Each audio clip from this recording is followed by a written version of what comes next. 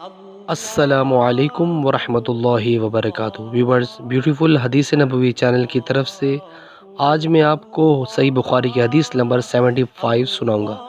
Video کو غور سے سنیں اور اسے آگے شیئر بھی کریں۔ حضرت ابن عباس رضی اللہ تعالیٰ عنہ روایت کرتے ہیں کہ انہوں نے فرمایا کہ ایک مرتبہ رسول اللہ صلی اللہ علیہ وسلم نے مجھے سینے سے لگا لیا اور دعا دیتے ہوئے فرمایا کہ اے اللہ اسے علم کتاب قرآن عطا فرمائیو۔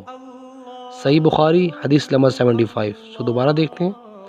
حضرت ابن عباس رضی اللہ تعالیٰ عنہ روایت کرتے ہیں کہ انہوں نے فرمایا کہ ایک مرتبہ رسول اللہ صلی اللہ علیہ وسلم نے مجھے سینے سے لگا لیا اور دعا دیتے ہوئے فرمایا کہ اے اللہ اسے علم کتاب قرآن عطا فرمائیو۔